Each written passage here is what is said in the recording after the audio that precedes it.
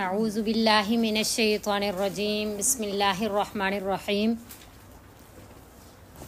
الحمد للہ حمدا کثیرا طیبا مبارکا فیہ کما یحب ربنا ویرضا یا رب لک الحمد کما ینبغی لجلال وجہک وعظیم سلطانک اشہد ان لا الہ الا اللہ وحدہ لا شریک لہ الہا واحدا احدا صمدا لم یتخذ صاحبۃ ولا ولدا ولم یکن لہ کفوا احد اللہم صلی علی محمد کل ما ذکرہ الذاکرون وصلی علی محمد کل ما غفل عن ذکرہ الغافلون رب یسر ولا تعسر وتمم بالخیر رب اشرح لی صدری ویسر لی امری واحلل عقدۃ من لسانی یفقہوا قولی رب زدنی علما کثیرا نافعا حسبنا اللہ نعم الوکیل نعم المولا ونعم النصیر لا حول ولا قوة الا باللہ العلی العظیم وما توفیقی الا باللہ علیہ توکلت والیہ انیب سبحانک لا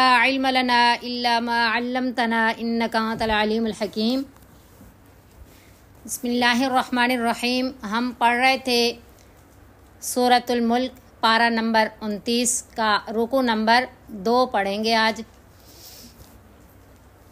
جیسا کہ اس صورت میں ہم شروع میں سمجھ رہے تھے کہ پہلی آیت جو ہے وہ عقیدہ توحید کے بارے میں ہے، اللہ رب العزت کی وحدانیت کے بارے میں ہے کہ اللہ رب العزت اپنی ذات میں بھی اپنی صفات میں بھی وحدہ لا شریک ہیں، اللہ تعالیٰ کا کوئی شریک نہیں ہے۔ ہم نماز کے اندر بھی یہی اللہ سے کہتے ہیں کہ ایاک نعبد و ایاک نستعین، اے اللہ ہم خاص تیری ہی عبادت کرتے ہیں اور خاص تجھ ہی سے مدد مانگتے ہیں۔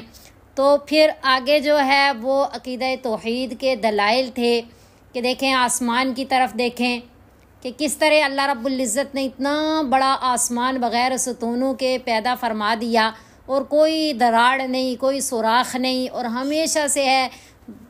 ہم جب سے اللہ رب العزت نے آسمان کی تخلیق فرمائی تب سے ابھی تک ویسا ہی ہے۔ کس طرح اللہ نے سورج کو پیدا فرمایا، چاند ستارے آسمان کی طرف دیکھیں تو سورج جو ہے جب سے اللہ رب العزت نے اس کی تخلیق فرمائی آج تک اسی طرح کوئی تغیر و تبدل نہیں ہے، کوئی ٹائم میں کمی بیشی آگے پیچھے نہیں ہو رہا۔ اکثر میں کہتی ہوں کہ نقشہ دائمی ہم نقشہ دیکھتے ہیں اوقات کا کہ اس میں کس طرح دن رات سورج کی وجہ سے جو ہے چھوٹے بڑے ہو رہے ہوتے ہیں، ایک ذرا بھی فرق نہیں پڑ رہا ہوتا۔ تو یہ اللہ تعالیٰ کی شانیں ہیں ساری، ان کو دیکھ کے یہ اللہ رب العزت فرما رہے ہیں کہ قل سیروا فی الارض، اے نبی صلی اللہ علیہ وسلم آپ فرما دیجئے کہ زمین میں چلو، آگے پیچھے دیکھو اللہ تعالیٰ کی کائنات کو، اللہ تعالیٰ کی تخلیق کو، اللہ تعالیٰ کی قدرت کے شاہکار کو دیکھ کر کے اللہ تعالیٰ کی معرفت حاصل کرو، اور پھر اللہ تعالیٰ کی جب معرفت مل جائے گی تو دنیا میں جس مقصد کے لیے آئے ہو اس مقصد کی تیاری کر کے اپنی آخرت کو کامیاب کر لو گے۔ تو اصل مقصد یہی ہے۔ تو پہلے رکوع میں بھی ہم نے بہت سارے دلائل سمجھے، پہلے آسمان کا تذکرہ ہوا، پھر اللہ رب العزت نے جو نافرمان لوگ تھے آخرت میں ان کا کس طرح اپنے گناہوں کا اعتراف کر لیں گے وغیرہ، ہم نے یہ سارا سمجھا۔ ابھی ہم دوسرے رکوع میں زمین کا تذکرہ کر رہے ہیں۔ اللہ رب العزت فرما رہے ہیں کہ هو الذی، وہی ذات ہے، اللہ وحدہ لا شریک ہی ہے جس نے یہ کام کیا، اور کوئی کائنات کے اندر کوئی ذات ایسا کر ہی نہیں سکتی۔ بالکل هو الذی، وہی ذات ہے۔ جعل، جس نے بنایا، ایک ایک لفظ کو سمجھیں کہ هو الذی، وہی ذات ہے، جعل جس نے بنایا، لکم تمہارے لیے۔ اس بات کو بھی ساتھ سمجھیں کہ یہ پوری زمین جو ہمیں نظر آ رہی ہے نا، یہ 7 آسمان بنائے اللہ نے، 7 زمینیں، یہ جو زمین ہمیں نظر آ رہی ہے پوری دنیا میں، اللہ فرما رہے ہیں کہ یہ زمین بنانے میں اللہ رب العزت کو کوئی فائدہ نہیں ہے، اللہ رب العزت کو اس کی کوئی ضرورت نہیں ہے۔ اللہ الصمد ہے، اللہ بے نیاز ذات ہے۔ یہ جو پوری زمین بنائی ہے اللہ نے، یہ کیوں بنائی ہے؟ بنائی بھی اللہ نے۔ هو الذی کیا کہہ رہا ہے؟ اللہ نے بنائی ہے۔ لکم کیا کہہ رہا ہے؟ تمہارے لیے بنائی ہے۔ کس لیے؟ تمہارے لیے، یہ ہمارے لیے نعمت ہے۔ الارض، زمین کو، پھر کیسی زمین بنائی؟ آپ جب تک متوجہ نہیں ہوں گے مجھے بھی نہیں سمجھ آئے گی. ذلولا، یہ بہت بڑا لفظ ہے ذلولا. اللہ نے زمین کو ذلولا بنایا. ذلول کسے کہتے ہیں؟ ذلول کہتے ہیں ایسے جانور کو کہ جیسے بعد میں اللہ نے فرمایا نا کہ زمین کو ذلولا بنایا. فمشو فی مناکبہا، پس چلو اس کے مناکب کہتے ہیں کندھوں کو، مونڈوں کو کہتے ہیں، چلو اس کے مونڈوں پر. تو یعنی ایسا جانور، سواری تو جانور کی کمر پہ بیٹھ کر کے کی جاتی ہے، مونڈوں پہ گردن پہ بیٹھ کے نہیں کی جاتی. لیکن جو جانور بہت زیادہ اپنا سر جھکا دے، اپنی گردن کو بھی پیش کر لے، تو کیا کہا جاتا ہے؟ یہ بہت ہی مطیع ہے، بہت ہی فرما بردار ہے، کہ اس نے اپنا آپ پیش کر دیا بندے کے لیے. کتنا فرما بردار جانور ہے. تو اللہ فرما رہے ہیں کہ بالکل یہ زمین قوام بنائی ہے، یعنی ایسی بھی نہیں ہے پانی کی طرح کہ بہہ جائے، اور ایسی بھی نہیں ہے کیچڑ اور روئی کی طرح کہ دب جائے، اور ایسی بھی سخت لوہے کی طرح نہیں ہے تو کوئی اس سے فائدہ نہ اٹھا سکے. یعنی کہ اللہ رب العزت نے اس کو ذلولا ایسا بنایا کہ تمام تصرفات آپ اس میں کر سکتے ہیں، ہر طرح کے فوائد. یعنی دیکھیں ہم اسی سے معدنیات بھی نکالتے ہیں، سونا چاندی ہر چیز. پھر کس طرح اسی میں ہم بورنگ کر کے اس سے پانی نکالتے ہیں، اسی کے اوپر جو ہے ہم مکانات بناتے ہیں، اسی کے اوپر ہم کھیتی باڑی کرتے ہیں، سب کچھ. تو یعنی کہ یہ سارے ہماری زندگی کے گزران کا جو ہے کہ آسمان سے پانی برستا ہے، زمین میں کھیتی باڑی اگتی ہے، تو ہمارے ساری ضروریات زندگی پوری ہو رہی ہوتی ہے. تو یہ سارے تصرفات اس زمین کے اندر ہم کر سکتے ہیں. یعنی اتنا اللہ رب العزت نے اس زمین کو ہمارے لیے مفید بنایا، کوئی بھی ایسا کر نہیں. جب اتنا بڑا کام یہ اللہ رب العزت نے کیا تو اللہ وحدہ لا شریک ہیں، اللہ ہی معبود حقیقی ہیں، اللہ تعالیٰ کے علاوہ پھر کسی کی عبادت نہیں کی جا سکتی. پھر اللہ نے فرمایا وَكُلُوا مِن رِزْقِهِ، اور کھاؤ اس کے رزق سے. یعنی زمین ہے، زمین میں جو نباتات اگتی ہیں، جو کھیتی باڑی جو کچھ بھی ہوتی ہے، اس کے رزق سے تم کھاؤ. دنیا کے اندر اللہ رب العزت کہہ رہے ہیں یہ تمہارے فائدے کے لیے پیدا کیا ہے، اس سے فائدہ اٹھاؤ، کھاؤ پیو سارا کچھ کرو. لیکن یاد رکھو کہ وَإِلَيْهِ النُّشُورُ، یہ دنیا میں چند روزہ رہنا ہے، جانا پھر آگے ہیں، دوبارہ اسی کی طرف دوبارہ زندہ ہو کر کے پیش ہونا ہے اللہ تعالیٰ کے. پھر یہ ہے کہ دنیا میں کسی کو کہیں نا کہ مرنا ہے، مر کر کے دوبارہ زندہ ہونا ہے، اللہ تعالیٰ کے ہاں پیشی ہوگی، حساب کتاب ہوگا، اگر ہمارے اعمال ٹھیک نہ نکلے جہنم میں جانا پڑے گا، تو کہتے ہیں جب آئے گی تو دیکھا جائے گا. تو پھر اللہ فرما رہے وَإِلَيْهِ النُّشُورُ، تو بعد میں ہوگا نا، دوبارہ مر کر کے دوبارہ جی اٹھنا ہوگا. أَأَمِنْتُم مَّن فِي السَّمَاءِ، کیا تم بے خوف ہو اس ذات سے جو آسمان میں ہے، یعنی جو آسمان والا ہے، کہ قیامت آنے سے پہلے ہی دنیا کے اندر ان یخسف بکم الارض، یہ کہ دھنسا دے وہ تم کو زمین میں، اور جب دھنس جاؤ یعنی قارون کی طرح، جیسے قارون کو زمین کے اندر اللہ رب العزت نے دھسا دیا تھا. کیا تھا کہ جب اس کو کہا گیا کہ اتنے خزانے، سنی بات ہے معلوم نہیں کہ یہ حقیقت ہے یا کیا ہے، مال تو بہت تھا لیکن اس کے خزانے کی چابیاں بھی اونٹوں کی ایک بہت بڑی جماعت پہ لا دی جاتی تھی، اتنا خزانہ تھا. تو اس کو کہا گیا کہ بھئی اللہ تعالیٰ کے لیے، اللہ تعالیٰ کے راستے میں بھی نکالو، اتنا خزانہ ہے تمہارا. تو اس نے کیا کہا اوتیتہ علی علم، کہ یہ سارا خزانہ میں نے اپنا کمایا ہوا ہے، میرے اپنے تجربات ہیں، میری اپنی استعداد ہے سارا، تو میں اللہ تعالیٰ کے راستے میں کیوں خرچ کروں.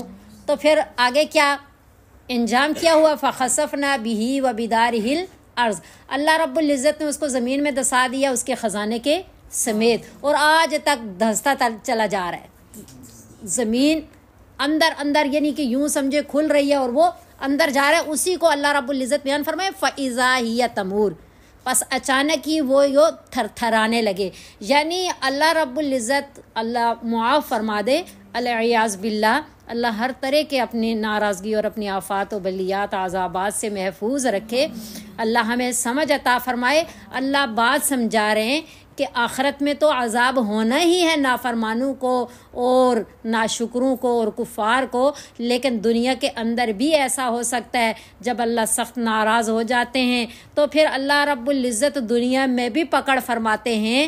تو ایسا بھی ہو سکتا ہے کہ قارون کی طرح اللہ تمہیں زمین کے اندر دھسا دے، اور جب تم دھنسو تو وہ زمین تھر تھرانے لگے، اور جب زمین تھر تھراتی ہے تو مزید کھلتی چلی جاتی ہے اور مزید دھنسنے والا دھنستا چلا جاتا ہے. تو اللہ رب العزت اس کو بیان فرما رہے ہیں. اور یہ بھی ہو سکتا ہے اللہ تعالیٰ کے عذاب دینے کی مختلف صورتیں ہیں. اللہ رب العزت نے قارون کو دھسا کر کے سزا دی. اور اَأَمِنْتُم مَّن فِي السَّمَاءِ، کیا امن میں ہو تم، بے خوف ہو تم، من اس ذات سے، فی السمائی جو آسمان میں ہے، یعنی آسمان والے کی اس بات سے تم بے خوف ہو کہ ان یرسل علیکم حاسبا، قوم عاد کی طرح یہ کہ بھیجے وہ تم پر پتھروں کی بارش. فستعلمون کیف نذیر، کہ دنیا میں اگر عذاب نہیں آ رہا، بے خوف نہیں ہونا چاہیے، لیکن کفر کے باوجود، نافرمانیوں کے باوجود ایسا ہوتا ہے کہ سزا نہیں مل رہی ہوتی. بعض دفعہ اللہ رب العزت رسی ڈھیلی کر دیتے ہیں نا، ہم بدعات میں پڑے رہتے ہیں، ہم شرک میں پڑے رہتے ہیں، ہم جن باتوں سے اللہ سب سے زیادہ اللہ رب العزت کس سے ناراض ہوتے ہیں؟ شرک سے. ان اللہ لا یغفر ان یشرک بہ ویغفر ما دون ذلک لمن یشاء، بے شک اللہ تعالیٰ شرک کے گناہ کو کبھی بھی نہیں بخشیں گے. ہاں اس کے علاوہ چاہیں اللہ رب العزت تو سارے گناہوں کو، بڑے بڑے کبیرہ گناہوں کو بھی بخش دیتے ہیں اللہ، لیکن شرک کے گناہ کو جب تک بندہ اس سے معافی نہیں مانگے گا، اس کو چھوڑے گا نہیں، تب تک اللہ اسے معاف نہیں کریں گے. تو دنیا میں بعض دفعہ پکڑ نہیں ہوتی، سزا نہیں ہوتی، تو یوں لگتا ہے اصل تو یہ کفار کے لیے ہیں، ویسے بھی گناہ کبیرہ کے لیے کہ بھئی شاید ہم اتنے گناہ گار نہیں ہیں، شاید ہماری غلطیاں نہیں ہیں، شاید ہم اتنا قصور نہیں کر رہے، شاید اللہ کو یہ والی بات بری نہیں لگی. تو کفر تو سب سے مبغوض ترین بات ہے، گناہ ہے کہ کفر کرنا. اللہ رب العزت کا غضب نازل ہوتا ہے، اللہ کی ناراضگی ہوتی ہے شرک وغیرہ سے. تو اللہ فرما رہے ہیں کہ دنیا میں اگر عذاب نہیں آ رہا تو فستعلمون کیف نذیر، پس عنقریب تم جان لوگے کہ کیسا تھا ڈرانا میرا. کہ قیامت والے دن پھر جب سزائیں ملیں گی نا، تب تمہیں پتہ چلے گا کہ جو میں دنیا کے اندر قرآن اپنے کلام پاک کے ذریعے اور اپنے پیارے حبیب صلی اللہ علیہ وسلم کے ذریعے تمہیں ان آخرت کے عذابات سے ڈرا رہا تھا، وہ کیسے تھا، ہمیں سمجھ لینا چاہیے تھا. تو اگر اس طرح بھی نہیں سمجھ آ رہی کہ آخرت میں جا کر کے پتہ چلے، تو آخرت میں پتہ چلے تو پھر تو کوئی حل ہی نہیں ہے.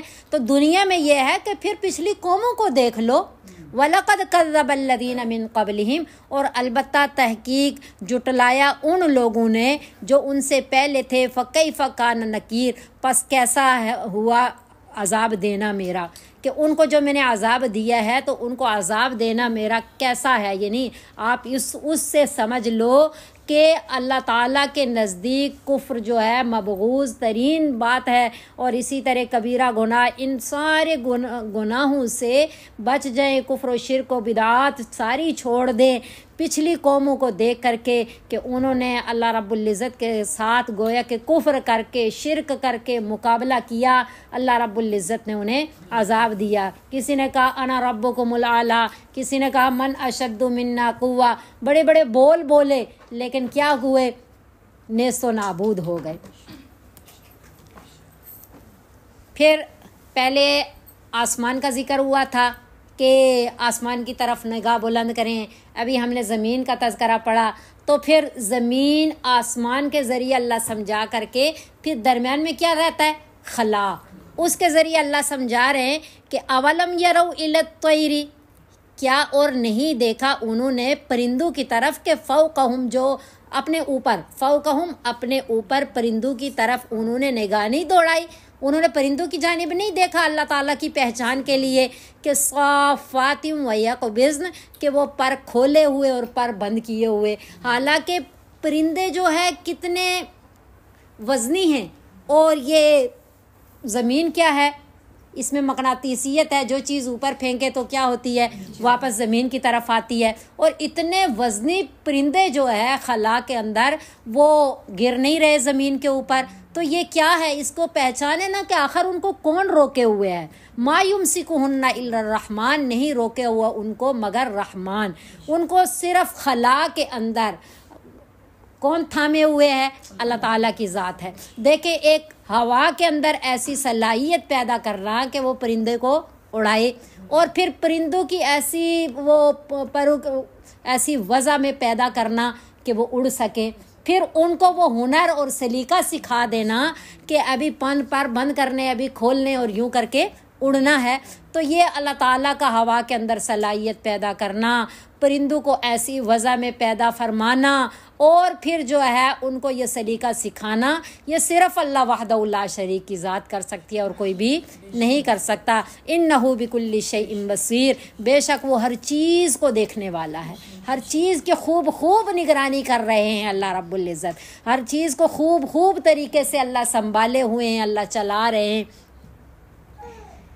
امن ھذا الذی، یہ تو سارے اللہ تعالیٰ کے تصرفات تھے نا، اللہ کس طرح دن سے رات، رات سے دن لاتے ہیں، کس طرح سورج چاند ستارے پیدا کیے، کس طرح بغیر ستونوں کے اللہ نے آسمان پیدا فرما دیا، کس طرح زمین کو اللہ نے ایسی ساخت عطا فرمائی، ایسے طریقے سے پیدا فرمایا کہ ہم سارے تصرفات اس کے اوپر کر کے اپنی زندگی گزار رہے ہیں، اس سے فائدے اٹھا رہے ہیں اور سب، اور کس طرح اللہ رب العزت آسمان و زمین کے درمیان خلا میں پرندوں کو اڑا رہے ہیں، کبھی وہ پر کھولتے ہیں، کبھی وہ پروں کو بند کرتے ہیں، تو یہ سارے کام تو اللہ وحدہ لا شریک کی ذات کر رہی ہے نا، کیونکہ وہ قادر بھی ہیں، اللہ کا علم محیط ہے، اللہ تعالیٰ کی قدرت کاملہ ہے، اللہ رب العزت جو ہے ساری صفات اللہ کی کامل صفات ہیں۔ اچھا پھر یہ بتائیں کہ امن ھذا الذی، کون ہے وہ، ہوا جند لکم، وہ جو لشکر ہے تمہارا، ینصرکم، جو مدد کرے تمہاری، من دون الرحمن، رحمان کے علاوہ، کہ کون اللہ رب العزت کے علاوہ کون سے ایسے تمہارے لشکر ہیں جو تمہیں جو ہے وہ آفات سے، بلیات سے، مصائب سے اور ان ساری چیزوں سے بچا سکیں، کوئی ہے؟ اللہ تعالیٰ تو بچا رہے ہیں، اللہ تعالیٰ کے تصرفات تو ہم نے سمجھ لیے، پڑھ لیے، تو اب آپ بتاؤ کہ کوئی ہے ایسا؟ ان الکافرون، نہیں ہے کافر لوگ، الا فی غرور، مگر دھوکے میں، کہ ان کو دھوکہ لگا ہوا ہے کہ یہ والا جو ہے معبود، جس کو ہم معبود کہہ رہے ہیں، یہ بارش برسانے والا ہے، یہ بچے دینے والا ہے، یہ روزی دینے والا ہے، یہ فلاں کرنے والا ہے، فلاں کرنے والا ہے، الگ الگ جو ہے بتوں کی پرستش۔ اس دن میں ایک بات سمجھے کہ انہوں نے بھی، مشرکین نے جو بت بنائے ہوئے تھے وہ بت کیا تھے، انہیں بھی پتہ تھا کہ یہ بت ہیں، یہ مکھی بیٹھ جائے تو اڑا نہیں سکتے، کچھ بھی نہیں کر رہے، ان کی پرستش کیوں کر رہے تھے؟ ان کی پرستش اس لیے کر رہے تھے کہ لیقربونا، یہ ہمیں اللہ تعالیٰ کے قریب کریں۔ اب بت کیسے اللہ تعالیٰ کے قریب کریں گے؟ وہ بت جو ہے وہ انہوں نے مورتیاں بنائی ہوئی تھیں اپنے جو بزرگ تھے ان کی شکلوں کی، پرستش کس کی جا رہی تھی؟ بزرگوں کی، جو آج بھی ہو رہی ہے۔ جو ہم نے مورتیاں نہیں بنائی ہوئی، ہم مورتیاں بنا کر کے ان کی پرستش نہیں کر رہے، ہم انہیں قبروں کے اندر پوجے جا رہے ہیں۔ یہ فرق ہے ہمارے شرک اور ان کے شرک میں۔ تو اللہ ہمیں محفوظ فرمائے۔ اللہ فرما رہے ہیں کہ ان الکافرون الا فی غرور، نہیں ہیں کافر مگر دھوکے میں، انہیں بہت بڑا دھوکہ لگا ہوا ہے، یہ اللہ تعالیٰ کے قریب نہیں کرتے اور نہ یہ نفع دے سکتے ہیں نہ نقصان دے سکتے، کیونکہ اللہ نے فرمایا ینصرکم من دون الرحمن، رحمان کے علاوہ کون تمہاری مدد کر سکتا ہے، کون تمہیں نفع دے سکتا ہے؟ تو گویا کہ اللہ جب کہہ رہے ہیں کہ یہ کافر دھوکے میں ہے، نفع کوئی بھی نہیں دے سکتا، مدد کوئی بھی نہیں کر سکتا۔ پھر امن ھذا الذی یرزقکم، کون ہے وہ جو رزق دے تمہیں، इन अमसा का रिज़्क़ा, अगर रोक ले तुझसे वो रिज़्क़, अल्लाह की ज़ात रिज़्क़ रोक ले तो फिर कौन है ऐसा कायनात के अंदर जो तुम्हें रोज़ी दे। अल्लाह ताला के ये सारा कुछ तुम्हारी कोई जागीर नहीं है जो तुम्हें रोज़ी मिल रही है, हर चीज़ मिल रही है, आसाइशों से आराम से खाए जा रहे हैं, पिए जा रहे हैं, सारे जो है फ़वाइद उठा रहे हैं। ये अल्लाह वहदहु ला शरीक की रहमानियत है, रहीमी है, वो करीमुल कुरमा है, रहीमुल रुहमा है। वो अगर रिज़्क़ रोक ले तो कोई ऐसा नहीं है जो फिर रोज़ी दे सके।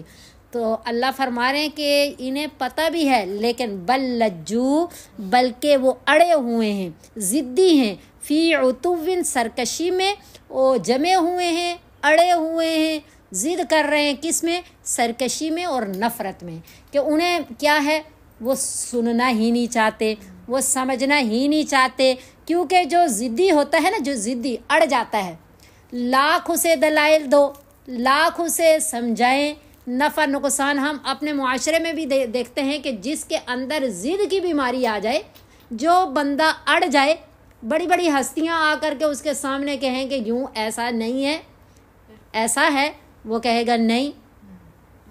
जिस बात में जो अड़ जाए वो फिर हटता नहीं है। ये ज़िद की बीमारी ये यहूदियों के लिए था कि ज़िद्दी कौम है। सूरह बकरा के अंदर हम इनकी कितनी बातें पढ़ते हैं कि किस तरह जो है इन्होंने अल्लाह ताला की नाफरमानियाँ की। हज़रत मूसा अलैहिस्सलाम ने दुआ की, फिर अल्लाह रब्बुल इज़्ज़त ने इनको मुआफ़ फरमा दिया, फिर नए नए तरीके से नई नई नाफरमानियाँ, पूरी ज़िद्दी कौम। तो अल्लाह फरमा रहे हैं कि बल लज्जू फ़ी उतुव्विन व नुफूर, बल्कि वो अड़े हुए हैं किस में, फ़ी उतुव्विन, सरकशी में, व नुफूर और नफ़रत में। तो अल्लाह हमें सरकशी से, अल्लाह हमें नफ़रत से, इन बातों से, ज़िद की बीमारी से बचाए। हमेशा दुआ करनी चाहिए कि अल्लाहुम्मा इन्नी अस्अलुका हुब्बका, ए अल्लाह मैं आपसे आपकी मोहब्बत का सवाल करती हूँ, व हुब्बा मन युहिब्बुका, और उनकी मोहब्बत का सवाल करती हूँ जो आपसे मोहब्बत करते हैं, और वल अमल अल्लज़ी युबल्लिगुनी हुब्बक, और उन आमाल की मोहब्बत का ए अल्लाह सवाल करती हूँ कि जो आमाल मुझे आप तक पहुँचा दें। तो ये दुआएं भी मांगनी चाहिए। अफ़मन यमशी मुकिब्बा, अल्लाह रब्बुल इज़्ज़त बता रहे हैं, क्या पस जो शख्स चलता है मुकिब्बा, ऊंधे हो करके, अला वजही, अपने चेहरे के बल, ऊंधा हो करके अपने चेहरे के बल चलता है, आहदा, वो ज़्यादा हदायत पर है, वो ज़्यादा सीधे रास्ते पे है, वो मंजिल की तरफ चल रहा है। अम्मन यमशी, या वो जो चल रहा है सवियन, पहली बात है सीधा चल रहा है, फिर आला सिरात मुस्तकीम, सीधे रास्ते पे है, रास्ता भी उसका सीधा और चल भी सीधा रहा है।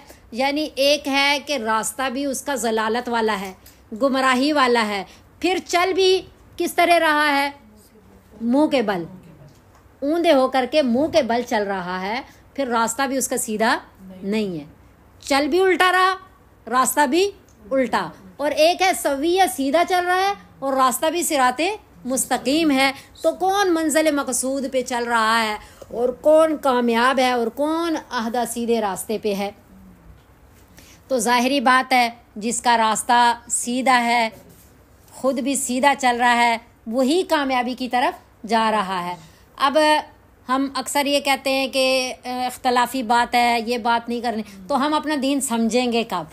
नबी सल्लल्लाहु अलैहि वसल्लम ने फरमाया, आप सल्लल्लाहु अलैहि वसल्लम की मुबारक हदीस है, आप सल्लल्लाहु अलैहि वसल्लम ने फरमाया कि बनी इसराइल के 72 फ़िरके थे, मेरी उम्मत के 73 फ़िरके होंगे।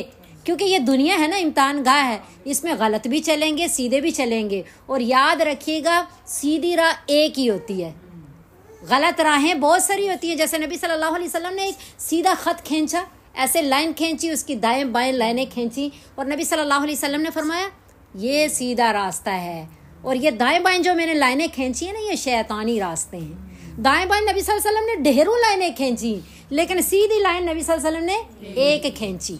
اللہ بھی قرآن میں فرمائے وَأَنَّ هَذَا صِرَاطِي مُسْتَقِيمًا فَاتَّبِعُوهُ، یہ سیدھا راستہ ہے، اس کی اتباع کرو، وَلَا تَتَّبِعُوا السُّبُلَ فَتَفَرَّقَ بِكُمْ عَنْ سَبِيلِهِ، دائیں بائیں ان راستوں پہ نہ چلو، یہ تمہیں سیدھے راستے سے بھٹکا دیں گے، سیدھے راستے پہ چل دے۔ تو پھر نبی صلی اللہ علیہ وسلم نے جو ایسی بات فرمائی کہ 73 فرقے ہوں گے، صرف ایک نجات پائے گا، باقی سارے جہنم میں جائیں گے، ظاہری بات ہے سیدھا ایک ہی ہے۔ تو پھر صحابہ کرام رضوان اللہ علیہم اجمعین نے نبی صلی اللہ علیہ وسلم سے سوال کیا کہ اے نبی صلی اللہ علیہ وسلم، آپ ہمیں کوئی پہچان دے دیجئے، کوئی علامات بتا دیجئے، کوئی بتا دیجئے کہ ہم بچ سکیں، ہم اس سیدھے راستے پہ چل سکیں تاکہ ہم کامیاب ہونے والے لوگوں میں ہوں۔ تو نبی صلی اللہ علیہ وسلم نے 2 لفظوں میں بات سمجھا دی، اور بس یہی سیدھی راہ کی پہچان ہے، اللہ ہمیں اس کی سمجھ دے دے۔ نبی صلی اللہ علیہ وسلم نے کیا فرمایا؟ ما انا علیہ و اصحابی، جس راستے پہ میں ہوں، میرے صحابہ کرام رضوان اللہ علیہم اجمعین کی جماعت ہے، وہ سیدھا راستہ ہے۔ اگر آپ کو سیدھے راستے کی تلاش ہے، آپ اس پہ چلنا چاہتے ہو، تو آپ کو نبی صلی اللہ علیہ وسلم کا راستہ اور آپ کی وہ جماعت جنہوں نے قرآن اترتا ہوا دیکھا، جنہوں نے ایمان کی حالت میں نبی صلی اللہ علیہ وسلم کے چہرہ اقدس کی زیارت کی، جنہوں نے نبی صلی اللہ علیہ وسلم کے سامنے بیٹھ کے آپ کے مبارک زبان سے نکلے ہوئے ارشادات سنے، وہ کیسی عظیم جماعت ہوگی۔ جنہوں نے رحمتیں اترتی ہوئی دیکھی، ہم قرآن پڑھتے ہیں، قرآن ہمارے پاس ہے، کتنا اللہ تعالیٰ کی رحمتوں کا نزول ہے، وہاں کتنی رحمتوں کا نزول ہوگا جب قرآن کے ساتھ قرآن والا بھی بیٹھا ہوگا، اور اس جماعت کی کیا نورانیت ہوگی، کیا اس کی شان ہوگی، جو قرآن دو قرآن کے سامنے بیٹھے ہوئے۔ ایک حضرت عائشہ رضی اللہ تعالیٰ عنہ سے پوچھا گیا نا کہ نبی صلی اللہ علیہ وسلم کے اخلاق کیسے تھے، تو انہوں نے پوچھا کہ آپ نے قرآن نہیں پڑھا؟ نبی کے اخلاق قرآن تھا، جو قرآن ہے وہی نبی ہے، اور جو نبی ہے وہی قرآن ہے۔ تو ایک کاملی قرآن، ایک اللہ کا کلام، تو وہ جماعت کتنی تیار ہوئی ہوگی۔ جماعت ایسی جماعت جو ہے، اس کے بارے میں نبی صلی اللہ علیہ وسلم نے فرمایا کہ جس راستے پہ میں ہوں، میرے صحابہ کرام رضوان اللہ علیہم اجمعین کی جماعت ہے، وہ سیدھا راستہ ہے، وہ حق کا راستہ ہے۔ پھر نبی صلی اللہ علیہ وسلم نے اتنی شان بیان فرمایا اصحابی کالنجوم بِأَيِّهِمُ اقْتَدَيْتُمْ اهْتَدَيْتُمْ، میرے صحابہ ستاروں کی مانند ہیں، ان میں سے جس کی بھی اقتدا کرو گے کامیاب ہو جاؤ گے۔ پھر نبی صلی اللہ علیہ وسلم نے فرمایا علیکم بسنتی و سنت الخلفاء الراشدین المہدیین، کہ لازم پکڑو میرے طریقے کو اور میرے خلفاء راشدین کے طریقے کو۔ پھر اللہ قرآن میں فرما رہے ہیں فَإِنْ آمَنُوا بِمِثْلِ مَا آمَنْتُمْ بِهِ فَقَدِ اهْتَدَوْا، کہ اے لوگو جس طرح صحابہ نے ایمان لایا، اگر تم بھی ویسا ایمان لے آئے نا تو تم ہدایت پہ ہو۔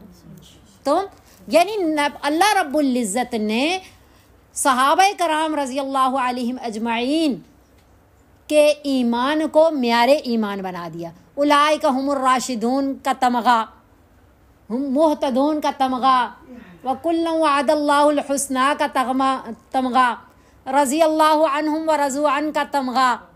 کتنے تمغات قرآن کے اندر اللہ رب العزت نے صحابہ کرام رضوان اللہ علیہم اجمعین کو دیے۔ حضرت صدیق اکبر میں اذ ہما فی الغار اذ یقول لصاحبہ لا تحزن ان اللہ معنا، تو غار کے اندر کون تھا؟ حضرت صدیق اکبر، تو ان کا اللہ تذکرہ فرما رہے ہیں۔ تو بہرحال سیدھا راستہ کون سا راستہ ہے؟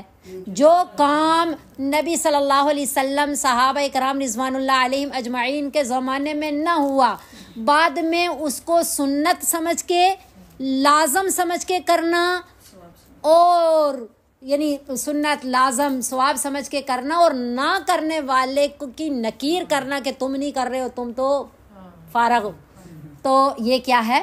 بدعت۔ تو اللہ ہمیں محفوظ رکھے دائیں بائیں کے راستوں سے، اللہ ہمیں صراط مستقیم پہ چلائے۔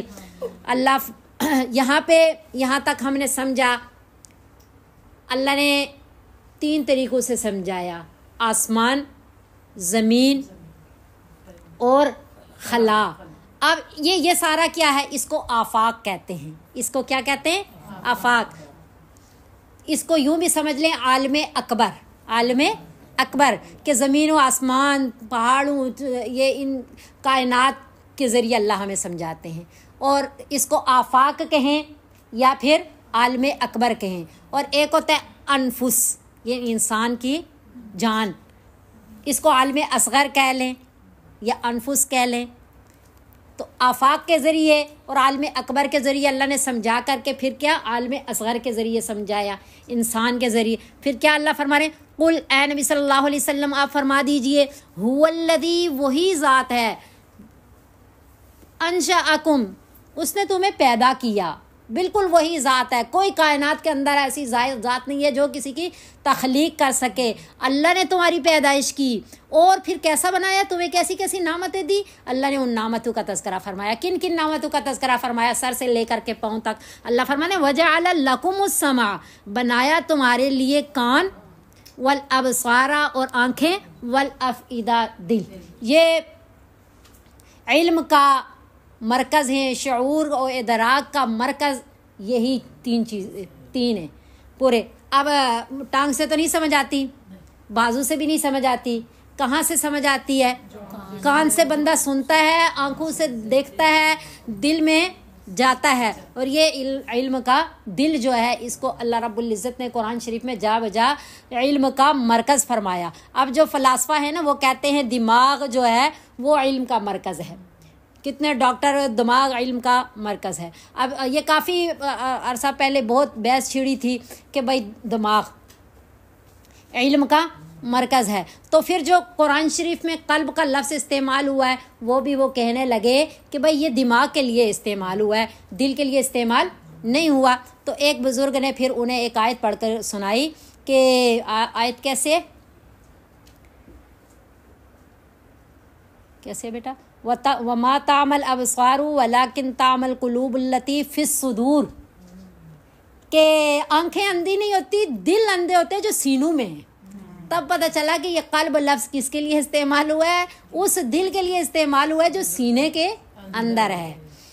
تو بہرحال یہ دل جو ہے یہ سینے میں ہوتا ہے اور یہ علم کا مرکز ہے۔ اس کو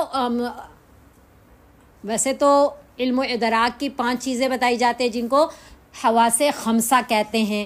ایک کیا ہے؟ سننا، دیکھنا، سونگھنا، چکھنا اور چھونا۔ چھونے کا یہ پورے جسم سے میں وہ حس موجود ہوتی ہے جس سے پتہ چلتا ہے۔ تو اس میں سے اللہ رب العزت نے 2 کا تذکرہ کیا، یہ کیا کہتے ہیں، کان اور آنکھیں۔ کان کا پہلے تذکرہ کیا کہ زیادہ چیزیں دیکھنے سے نہیں سننے سے پتہ چلتی ہیں، زیادہ علم کان سے آتا ہے، اس سے کم علم جو ہے وہ آنکھ سے آتا ہے۔ اور باقی چیزوں کا تذکرہ اس لیے نہیں کیا کہ ان سے علم بہت ہی کم آتا ہے۔ تو اصل جو کان سے پھر آنکھ سے آتا ہے۔ اور ویسے بھی میں ایک کتاب کے اندر پڑھ رہی تھی کہ جب بچہ ماں کے پیٹ میں تیار ہوتا ہے تو کان پہلے بنتے ہیں، تو اس لیے کان کا تذکرہ پہلے فرمایا، پھر آنکھ کا تذکرہ فرمایا اور پھر دل کا تذکرہ فرمایا۔ تو اتنی بڑی بڑی نعمتیں دیں، یہ کیوں دی کہ یہ علم و ادراک کے جگہیں ہیں، ان کے ذریعے تم نے اللہ تعالیٰ کی پہچان حاصل کرنی ہے اور ہر چیز کی تمہیں سمجھ آنی ہے۔ انہی کے ذریعے تمہیں اشرف المخلوقات بنایا گیا، اسی لیے تمہیں مخدوم کائنات بنایا گیا، ہر چیز تمہارے لیے اسی لیے پیدا کی گئی۔ یہ آسمان و زمین، چرند پرند درند نباتات و جمادات، یہ سارا کچھ تمہاری خدمت کے لیے لگا دیا گیا، اس لیے کہ تمہارے اندر یہ چند چیزیں ایسی پیدا فرمائی کہ جو علم و ادراک شعور کی جگہیں ہیں، اور تم نے اللہ تعالیٰ کی معرفت حاصل کر کے جو مقصد زندگی ہے تو پھر مقصد زندگی کو لے کے آخرت کی تیاری کرنی ہے۔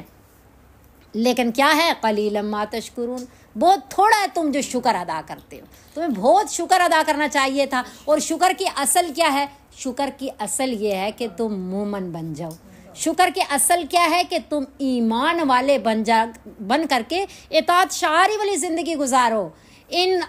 جو ہمیں آنکھیں دی ہیں اللہ نے، ان کو اللہ تعالیٰ کی یاد میں استعمال کرو، جو کان دیے ہیں وہ اللہ تعالیٰ کی یاد میں استعمال کرو اور اللہ تعالیٰ کی پہچان حاصل کرو، اور ایمان و اطاعت نہیں ہے تمہارے اندر تو تم پھر شکر گزار نہیں ہو۔ تو بہرحال شکر کی میں نے 3 قسمیں بہت بار بتائی کہ ایک تو زبان کا شکر ہوتا ہے الحمدللہ رب العالمین، ایک دل کا شکر ہوتا ہے کہ یہ نعمت اللہ نے دی ہے، یہ صلاحیت اللہ نے دی ہے، یہ میرا اس میں کوئی کمال کچھ بھی نہیں ہے، اور تیسرا کیا ہے شکر، پورے اعضاء کا شکر، یعنی کہ کیا کہ وہ نعمتیں اللہ اور اللہ کے رسول صلی اللہ علیہ وسلم کے بتائے ہوئے طریقے کے مطابق استعمال کریں۔ ایک دوائی ہم ڈاکٹر کے کہے بغیر جو طریقہ بتاتا ہے اس کے علاوہ استعمال نہیں کرتے، تو کیسے ہم اپنے یہ اعضاء جو اللہ نے دیے ہیں، یہ جو بھی نعمتیں اللہ نے دی ہیں ان کو اپنی مرضی سے کیسے استعمال کر سکتے ہیں، اللہ اور اس کے رسول صلی اللہ علیہ وسلم کے بتائے ہوئے طریقے کے مطابق استعمال کریں۔ تو یہ ہے شکر۔ پھر اللہ فرما رہے ہیں، یہ تو اللہ نے تخلیق فرمائی نا، یہ ہم ماں کے پیٹ میں تیار ہوئے۔ پھر اللہ فرما رہے ہیں قل، اے نبی صلی اللہ علیہ وسلم آپ فرما دیجئے، هو الذی ذرأکم فی الارض، وہی ذات ہے جس نے پھیلایا تمہیں زمین میں۔ ایک اماں حوا اور حضرت آدم علیہ السلام تھے اور کتنی پوری کائنات بھر گئی، اللہ کی کس نے کیا؟ اللہ کی ذات نے تمہیں بکھیرا، پھیلایا زمین میں دنیا میں آئے ہو لیکن ادھر ہی رہنے کی جگہ نہیں ہے بھائی، الیہ تحشرون، اسی کی طرف تم لوٹائے جاؤ گے۔ ادھر دنیا میں صرف ایک مقصد زندگی لے کر کے آئے ہو، تیاری کرنے کے لیے، یہ امتحان گاہ ہے، یہ اصل گھر نہیں ہے، واپس ادھر ہی جانا ہے۔ تو جب ایسی آخرت کی باتیں ہوں نا تو پھر یہ کفار سوال کرتے ہیں نبی صلی اللہ علیہ وسلم سے کہ وَيَقُولُونَ مَتَىٰ هَٰذَا الْوَعْدُ إِن كُنتُمْ صَادِقِينَ، کب ہوگا یہ، وہ کہتے ہیں وہ کہ کب ہوگا یہ پورا یہ وعدہ اگر تم سچے ہو۔ یعنی صحابہ سے نبی صلی اللہ علیہ وسلم سے کہتے ہیں کہ اگر واقعی آخرت آئے گی، یعنی میدان حشر ہوگا، اللہ تعالیٰ کی عدالت کھلے گی، تو یہ ہوگا کب، سوال کرتے۔ اس میں مجھے واقعہ یاد آیا، تھوڑا سا وہ سنائی دیتی ہوں۔ امام مالک رحمۃ اللہ علیہ بہت امام ہے، امام ائمہ اربعہ جو ہیں ان میں ایک امام ہے امام مالک رحمۃ اللہ علیہ۔ بہت عرصہ انہوں نے نبی صلی اللہ علیہ وسلم کے روضہ اقدس کے سامنے، یعنی کیا کہتے ہیں اسے، مسجد نبوی میں، وہاں بیٹھ کر کے نبی صلی اللہ علیہ وسلم کی مبارک احادیث پڑھائی، کئی سال، مجھے ابھی ذہن میں نہیں ہے کتنے سال، اور ان کو یہ تڑپ تھی کہ میں ادھر ہی نبی صلی اللہ علیہ وسلم کی احادیث پڑھاتا رہا ہوں۔ ایک دن ان کے ایسے ہی ذہن میں کہ پتہ نہیں میری زندگی کتنی ہے، یعنی ایک نعمت ملی ہوئی ہے، کتنے دل کرتا ہے کہ اللہ اور زندہ رکھے تو اور یہ کام کریں، ایک سکون ملتا ہے، ایک کہ نبی صلی اللہ علیہ وسلم کی ذات اقدس، یہاں تو ہم کس طرح درود شریف پڑھتے ہیں، اور وہاں جب نبی کی حدیث بیان کی جا رہی ہو اور پھر نبی صلی اللہ علیہ وسلم کا روضہ اقدس کے اندر موجود، تو کتنی حلاوت والی بات۔ تو ان کے دل میں آیا کہ میں جو ہے خواب میں مجھے پتہ چل جائے کہ میں نے کتنا سا زندہ رہنا ہے، کوئی ایسا خواب آ جائے، کچھ ایسا ہو۔ تو انہوں نے خواب دیکھا کہ حضرت اسرائیل علیہ السلام ہیں، اور حضرت اسرائیل علیہ السلام نے کو انہوں نے خواب میں دیکھا کہ وہ یوں ہاتھ سے اشارہ کر رہے ہیں، ایسے انہوں نے اشارہ۔ اب انہیں جب بیدار ہوئے تو وہ سوچنے لگ گئے کہ اب تو خواب تو میں نے دیکھ لیا اور مجھے اشارہ بھی مل گیا، لیکن اب کیا پتہ 5 گھنٹے زندہ رہنا ہے، 5 مہینے، 5 دن، 5 سال، کتنا سمے زندہ رہوں گا، اب یہ کیسے پتہ چلے گا۔ تو اس وقت ابن سیرین جو اصل معبر ہیں، خوابوں کی تعبیر بتانے والے، تو ان کے پاس انہوں نے اپنے آدمی بھیجے کہ جا کر کے میرا نام نہ بتائیے گا اور ان سے پوچھئے گا کہ کسی بندے نے یہ خواب دیکھا ہے تو اس کی آپ تعبیر بتا دیجئے۔ بہت دور وہ گئے اور وہاں جا کر کے لمبے سفر، پیدل کے سفر، اور وہاں جا کر کے انہیں کہا کہ یہ خواب، کہا کس نے خواب دیکھا ہے؟ تو انہوں نے منع کیا تھا کہ بھائی مت بتانا خواب کس نے، کہا جب تک یہ نہیں پتہ چلے گا خواب کس نے دیکھا ہے تو خواب کی تو تعبیر تو نہیں بتائی جا سکتی۔ انہوں نے منت سماجت کی کہ ہم بہت دور سے آئے ہیں اور ہم نام بھی نہیں بتا سکتے، آپ تعبیر بتا دیجئے۔ انہوں نے کہا کہ اچھا چلیں۔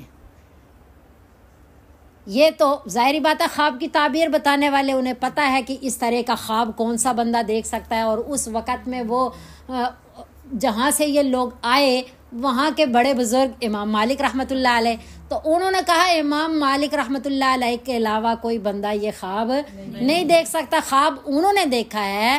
تو یہ تعبیر جو ہے اس کی یہ ہے کہ اللہ رب العزت قرآن شریف میں سورہ لقمان کی آخری آیت میں کیا فرما رہے ہیں؟ ان اللہ عندہ علم الساعہ، 5 چیزوں کا علم صرف اللہ کو پتہ ہے، یہ کسی کو اللہ نہیں بتاتے۔ ان اللہ عندہ علم الساعہ، بے شک اسی کے پاس ہے علم قیامت کا، کہ قیامت کب آئے گی، علم الساعہ۔ وَيُنَزِّلُ الْغَيْثَ وَيَعْلَمُ مَا فِي الْأَرْحَامِ وَمَا تَدْرِي نَفْسٌ مَاذَا تَكْسِبُ غَدًا وَمَا تَدْرِي نَفْسٌ بِأَيِّ أَرْضٍ تَمُوتُ، کہ کب مرے گا۔ تو بہرحال وہ واقعہ تھا، میں نے سنا دیا آپ کو کہ یہ پھر نبی صلی اللہ علیہ وسلم سے پوچھ رہے، تو اللہ نے کسی پیغمبر کو، حتیٰ کہ سید الانبیاء صلی اللہ علیہ وسلم کو بھی یہ بات نہیں بتائی کہ قیامت کب آئے گی، نشانیاں بتائی۔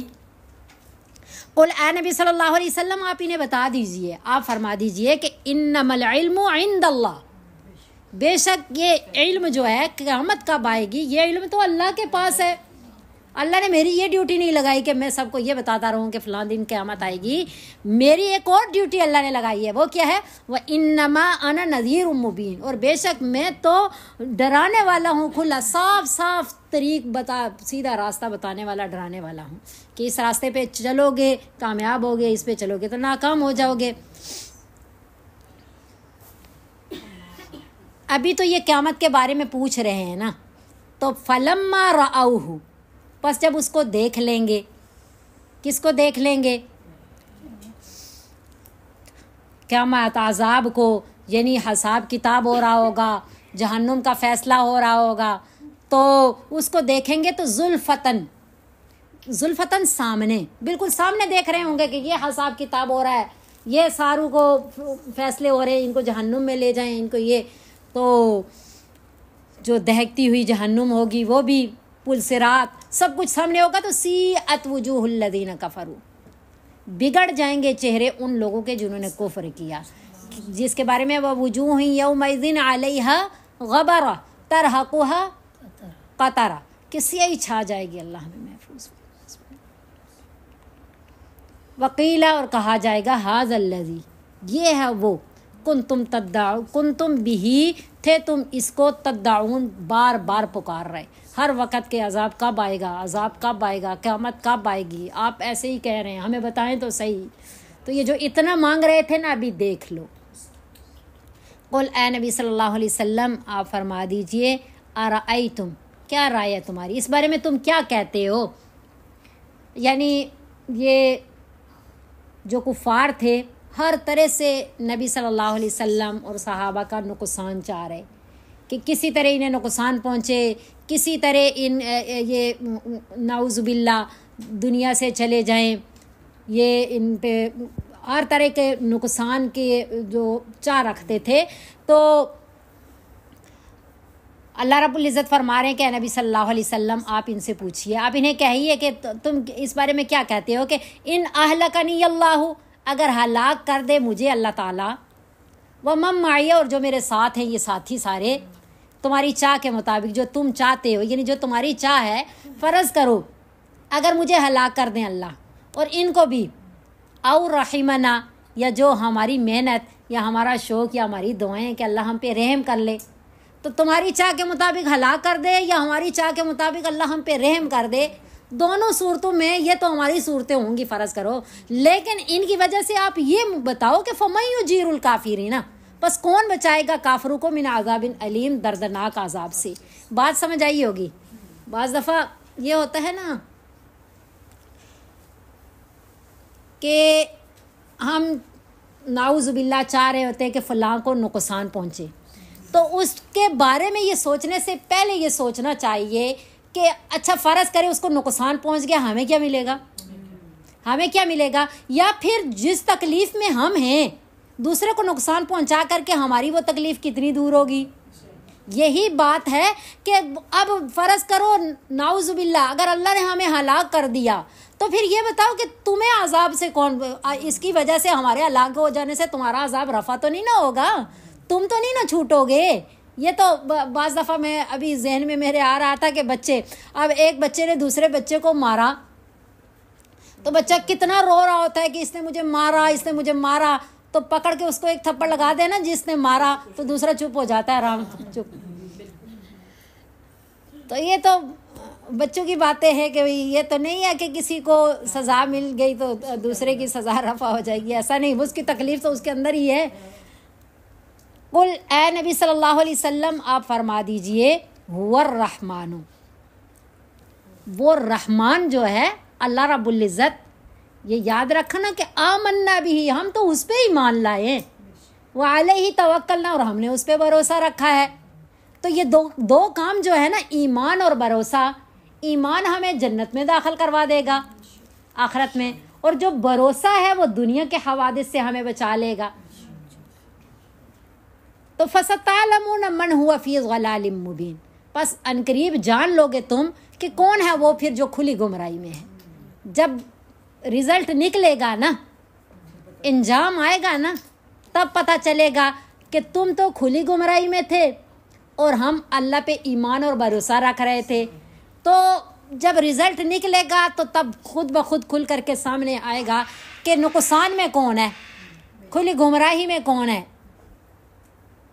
تو قل اے نبی صلی اللہ علیہ وسلم آپ فرما دیجئے کہ ارأیتم، آپ انہیں کہیے، فرما دیجئے کہ کیا رائے ہے تم اس بارے میں کیا کہتے ہو کہ ان اصبح ماؤکم غورا، اگر صبح کو ہو جائے تمہارا پانی بالکل خشک، ہو ہی نہ پانی، جیسے ابھی پچھلے دنوں کہہ رہے تھے نا پاکستان میں پانی ختم ہو رہا ہے، اتنی گہرائی میں بورنگ، بہت لوگ ہماری طرف بھی بہتوں نے بہت گہرائی میں بورنگ کروائی لیکن پانی پھر بھی ایسی مٹی باہر آ رہی تھی جیسی صحرا میں ہوتی ہے، بالکل خشک مٹی، گارے کا نام و نشان بھی نہیں تھا، جتنی گہرائی میں لے کر کے جا رہے اتنی خشک مٹی آ رہی۔